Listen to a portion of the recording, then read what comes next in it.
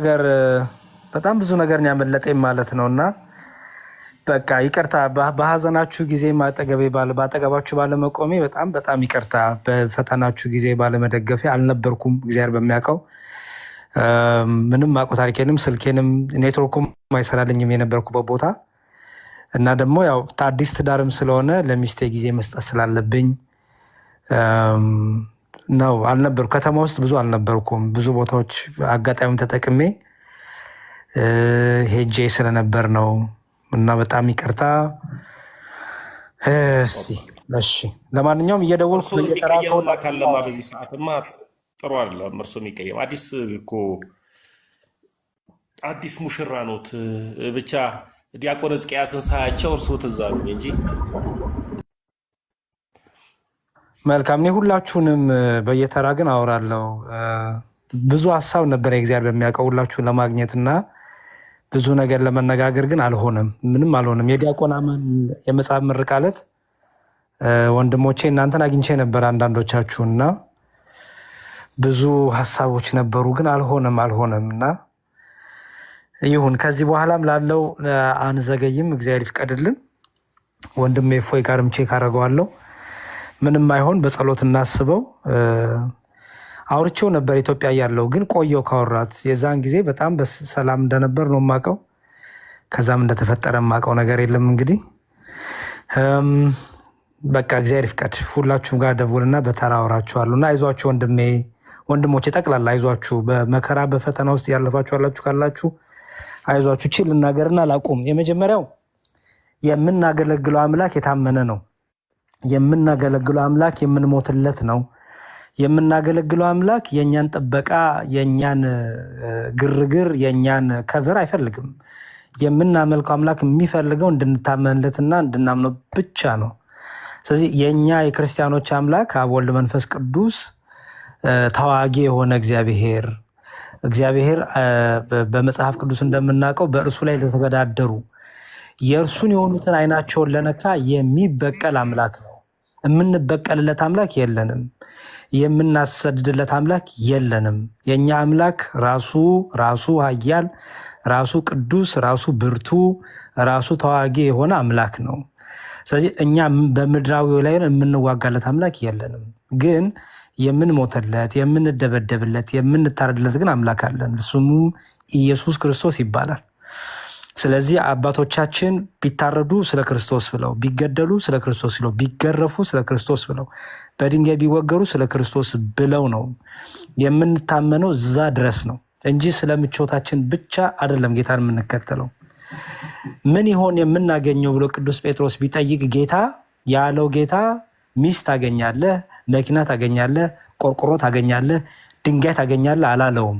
ያለው ምንድነው? እናንተማ ስለ ስሜ ታመናችሁ እስከ መጨረሻው ቅታ ድረስ የተከተላችሁ እናንተማ ዳግም የሰው ልጅ በሚመጣበት ጊዜ በ12 ወንበር ላይ ተቀምጣችሁ ትፈርዳላችሁ ብሎ ሰማያዊውን ነገር ነው እንጂ የነገራቸው ምድራዊ ነገር አልነገራቸውም። ስለዚህ የምናመልከው አምላክ ለሰማዩ የዘላለማዊ ሕይወት የሚያወርሰን የዘላለም ሕይወትን የሚሰጠን አምላክ ነው። ስለዚህ በነገሮች ሁሉ በርቱ፣ አይዟችሁ፣ በርቱ ወንድሞቼ።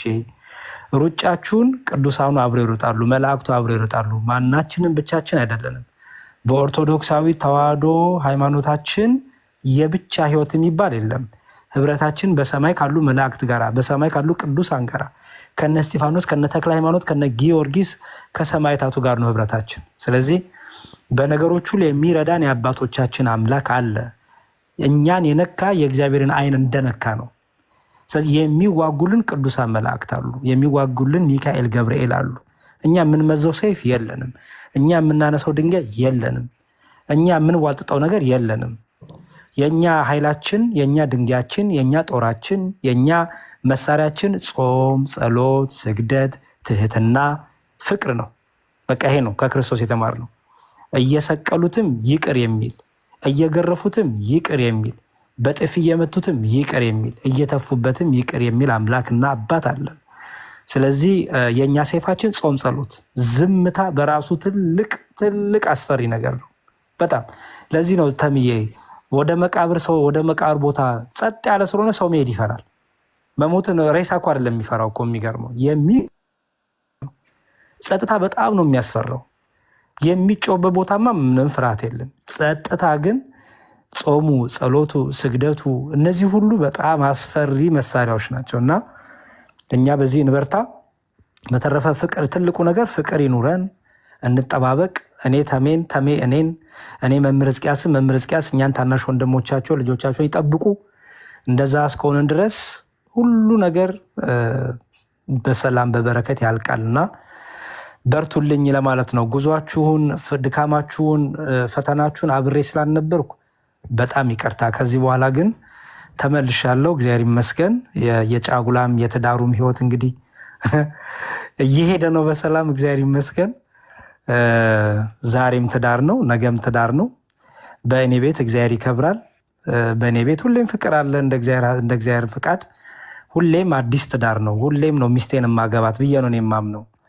ሁሌም ዕለት ዕለት ሚስቴን አገባታለሁ። ዕለት ዕለት የክርስትና ትልቁ የቅዱስ ጋብቻ ጥቅሙ ይሄ ነው። ዕለት ዕለት ሚስት ባሏን ታገባዋለች። ዕለት ዕለት ባል ሚስቱን ያገባታል። ዕለት ዕለት ዕለት ዕለት አዲስ ፍቅር ነው። ዕለት ዕለት አዲስ ቃል ኪዳን ነው። ዕለት ዕለት አዲስ ሰላም ነው፣ አዲስ ሳቅ ነው እና ይሄ ደግሞ ክርስቶስ በቤታችን ስላለ እየበላነው የጠጣነው ስጋውና ደግሞ ፍቅርን እንደ አዲስ የሚያድስ መንፈሳዊ ቅመም ነው። የዘላለም ህይወት ነው። የዘላለም ህይወት ብቻ አይደለም፣ ስጋዊን ደግሞ በረከት ነውና ስለዚህ ቅዱስ ጋብቻ በጣም በጣም ትልቅ በረከት ያለው ነውና ሚስቴን ዕለት ዕለት እያገቧት ነው ማለት ነው።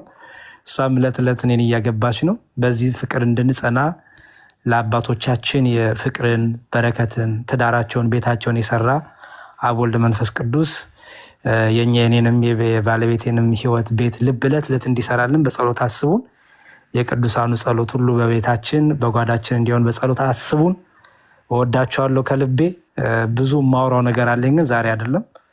በቤቴን ከፍቼ ቁጭ ብዬ የማውራው ታሪክ አለኝ ስለ ትዳር፣ ስለ ወንድሞቼ ህብረት እና ስለነበረኝ ነገሮች ሁሉ የነበሩኝ ደግሞ አንዳንድ ቦታዎች ሄጄ ነበረ። እዚያ ያጋጠሙኝ ነገሮችም አሉ። በተለይ ዶርዜ መንደር የሚባል ሄጄ አርባ ምንጭ ያጋጠመኝ እኔ ነኝ የማውቀው እና በጣም በጣም እግዚአብሔር ይመስገን ስለ ሁሉም ነገር። እወዳቸዋለሁ። አመሰግናለሁ። ተምዬ ይቅርታ ካረዘምኩ ክብር ያድርልኝ። ሬዲ አላረዘምከው። ያው እኛ እኮ እናውቃለን። ያው አዲስ ትዳር ለያዙ ሰዎች ብዙ ጊዜ ነው የምንሰጠው አይደል? ዲያቆን ሕዝቅያስ ብሬ ስላላገባ ብዬ ነው። ያ እንዴ በደንብ እንዴ መዝሙረ ዲያቆን እንዴት ነው? ወይ መምህር ሰላም ብያለሁ። ሙሉ ሰው ያደረገ አምላክ ክብረ ምስጋና ይግባ። አሁን ሙሉ ሰው ነኝና አዎ አሁን የሚጠየቅልኝ አለ። ያ በደንብ ነው። በጣም ነው ደስ ያለን። እንደው ደግሞ አስረዝም ብለህ እንዳታስብ፣ እንደውም ልትጨርስ ስትል አጣፈጥከው እኮ። ነብሬ ራሱ ዛሬ ተነስተው ማመልከቻ ላይ ያገቡ ጎረምሶቹ እንኳን ገና ናቸው። ስለዚህ በጣም ነው ደስ ያለኝ ድምፅህን ስለሰማው በሰላም ስለመጣ። ደግሞ እኔና ቀሲስ ቴዎድሮስ እዚህ እናገኛለን ብለናል። እስቲ እግዚአብሔር ይርዳል። አሜን አሜን። ዮሐዴ ሲተርበኝ ነበረ መጥቶ ነው እንጂ መዳር እዛው ነው መፎከር ብሏል። እዚህ ደግሞ ምን እንደሚመስል እናሳየዋለን። አሜን። እሱን ልስል እሺ። የዋድን እንኳን ዲያቆንዬ የዋድን እንኳን የያሬዶ ሰርግ ላይ ትልቅ ማስታወሻ አለው። ማንም ሰው አልተናገረውም። እሱ ቤተክርስቲያን ውስጥ ጫማውን ጣለ። ሰምተዋል ዲያቆን ሕዝቅያስ?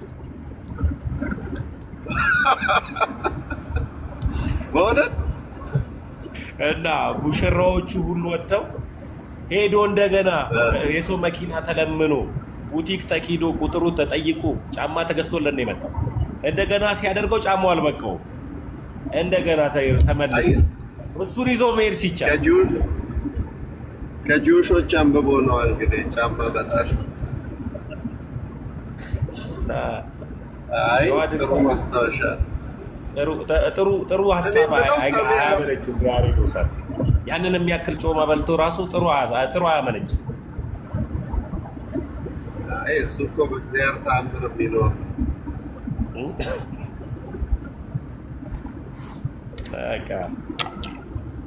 እሺ ኧረ ያሬዶ እንኳን ደህና መጣ። ብሬ ሰላም ነው። ተሜ ምንድነው የተፈጠረው? እኔ እኮ በውስጥ ሲጨቀጭቁኝ ልደትን ወረድኩበት እንዳለ የት ነው ያለው ስለው ቤቱን አላቅም ሲለኝ እናንተ ለቁርስ ብቻ ነው እንደምትገናኙት ሂድ ፈልገው ብየው ከዛ እንትን አሉ። ምንድነው የሆነው? እባክህ ሰላም ነው? ድንገት ሆነ ያው ለላይቭ ስለማለት ላይ ሁን ተምዬ ትልቁ ላይ እኔን አቀጭጩኝ ምናምን ዲያቆንዬ በትልቁ ላድርጋቸው። ቪዲዮ አይከፍቱም ዲያቆን እየነዳው ነው። ቆይ እኔ የምለው እስር የተባለው የምር ነው? እውነት ነው? አዎ ግን ያው በህግ መስገን ነው ሆነ ሚዲያ ላይ ማውራት ላይችል ይችላል መምሬ። አይ ኖ እኔ ወደሱ ማለት አረ መታሰሩ ከሆነ ተመስገን ነው። እነ ጳውሎስ በረከት ደርሶታል። ዘምረው ወጣ ወይስ ምን አደረክ? ቁልፍ ሲፈልግ ነበር እንዴ! በዚህ በረከት በጠፋበት ዘመን የነሱን በረከት ማግኘት በጣም ትልቅ መታደል ነው በእውነት። ይኸውልህ ይሄ ነው እንግዲህ ወንጌልን በህይወት መስበክ ማለት እውነት። እግዚአብሔር ይመስገን ተመስገን ነው ዋናው ጤናም። ዲያቆን እንኳንም ግን ስልክ ያላኩልኝ ቢልኩልኝ ኖሮ እሱም ስልክ ይወሰድ ነበርና ወላዲተ አምላክ አይ አራይዞ ምን አባቱ እንኳን ስልክ የምታመልከው አምላክ እስከ ሶስተኛው ሰማይ ይነጥቃል። ግድ የለም ስልኩ አያሳስብም። ምን አባቱ እንኳን የላኩትን ዕቃ አልሰጠው መምሬ ቀብሬ ያስቀምጬ ነበረ። እንግዲህ አሁን እንደ አንድ መክሊት እንደዛ ሰው ቀብሬ ያስቀምጫታለሁ። እኔ ሊወስዳታል። አይ በጣም ጥሩ። አይ ዋናው ተምዬ እንኳን ደህና ሆንክ፣ ጤና ሆንክ። በጣም ብዙ ሰው ነበር የተጨነቀው። እንደውም የሆነ ሰው በትልቁ ማስታወቂያ ሰርቶ ለጥፎ ነበር እና እባካችሁ እና እዚህ ቲክቶክ ላይ የምታገለግሉ ልጆች አንዳንዴ በጣም የምታሳዝኑት ነገር ቀልብ የላችሁ። ግን ቀልብ ግዙ። ፍቅራችሁ እስከ ጥግ ድረስ መሆን ነው ያለበት። አድራሻ መለዋወጥ አለባችሁ። መሬትን ብትተኙ ለምን የተጨማደደ ፍራሽ ላይ ለምን አትተኙም? እስከ ቤት ድረስ መተዋወቅ አለባችሁ። ምክንያቱም አንድ ነገር ቢሆን ቤት ድረስ እንኳ ሄዶ መፈለግ እንዲቻል የሚጠየቅ ሰው ቤተሰብ አስተዋውቁ፣ ጓደኛ አስተዋውቁ። እርስ በርሳችሁ ክርስቶስ 120 ቤተሰብ ከመሰረተ እናንተ ለምንድን ነው ቤተሰብ ማትመሰርቱት? አንተ ወንድሞችን፣ ቤትን፣ ትዳርን ሁሉንም ለወንድሞች ማሳየት አለበት። አሁን በእውነት ነው የምነግርህ፣ ልደትን ስልክልህ ዲያቆን እኔ ስልኩና እሱን ነው የማውቀው እንጂ ቤቱ የት እንደሆነ አላውቅም ሲለኝ በጣም እንትን ብየዋለሁ። ልደት በጣም እግዚአብሔር ያከበረው አሁንም የምመኝለት የኛ አያቱ ናቸው። ቅድመ አያቱ ምርቃት በእውነት የማይደረስበት ሞገስ ሰጥቶ ከፍ ያደርግልኝ። በእውነት እንዴት ያለ ትሁት አሁኑኑ ፈልጋለሁ ነው ያለ። በእውነት ልደትን የመሰለ ትልቅ ሰው አላየውም እና እውነተኛ ወንድም እውነተኛ ነው። ግን የጎደላችሁን ነገር አሟሉ። አትሊስት እዚህ ላይ የምታገለግሉ ወንድሞች ፕሊስ ቤታችሁን አሳዩ፣ ህይወታችሁን አሳዩ። የሚቸግራችሁ ከሆነ ተነጋገሩ። ያለውን ነገር በጋራ እግዚአብሔር ዮቶር ለሙሴ ምንድን ነው ያለው? ዘጸአት 18 ላይ አየውና አንተም ህዝቡን በከንቱ ትደክማላችሁ፣ ብቻ ምንም ልታደርግ አትችልም ነው ያለው። ብቻ ምንም ልታደርግ አትችልም።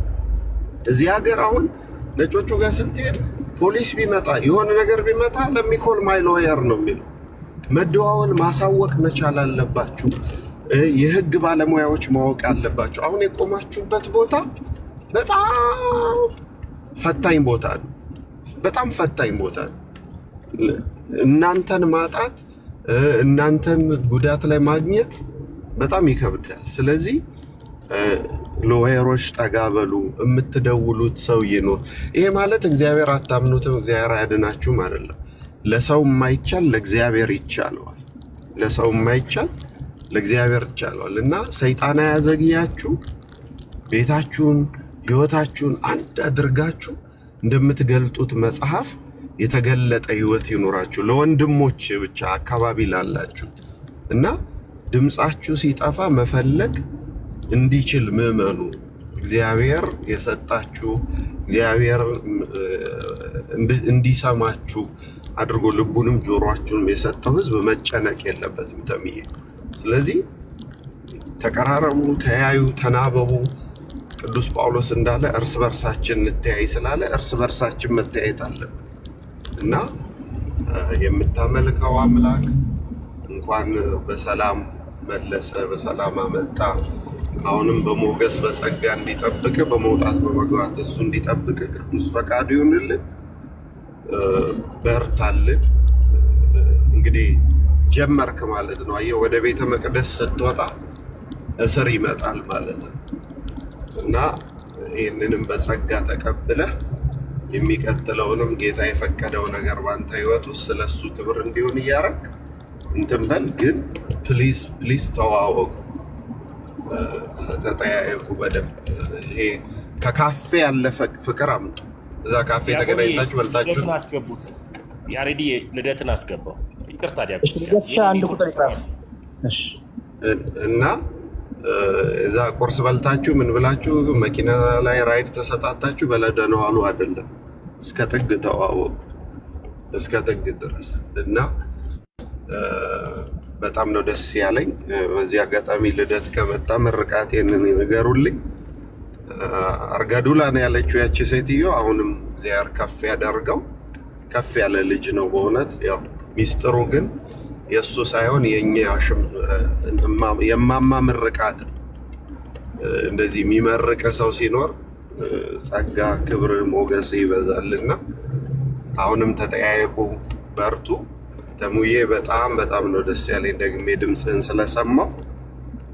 እንግዲህ ሁላችሁም እዚህ ውስጥ ያላችሁ ሰዎች ባካችሁ ባካችሁ እነዚህን ወንድሞች በጸሎት እነዚህን ወንድሞች ማገዝ ባለባችሁ ነገር አግዙ። ገና ከሰራ ነው ያልሰራናቸው ነገሮች ስለሚበልጡ ያልሰራናቸው ነገሮች ስለሚበልጡ በጣም መቀራረብ አለብን፣ በጣም መተሳሰብ አለብን፣ በጣም መገናኘት አለብን። እግዚአብሔር የመሰረተው ቤተሰብ ነው እና እዚህ አባቶቻችንም እየመጡ ስለሆነ ተጋግዘን የምናመልከው አምላክ አሳልፎ ለማንም አይሰጠንም። ወንድማችን እፎይም በዚህ አጋጣሚ ባለህበት መድኃኔዓለም ይጠብቅህ። አይነው ብዙ ነገር እንደሚናፍቅህ ብዙ ነገር እንደምታስብ ጰላዲዮስም ሁላችሁም በያላችሁበት ይጠብቃችሁ። የማይነጋ ሌሊት ግን የለም። ስለዚህ እግዚአብሔር ሁላችሁን ያበርታ ብያለሁ።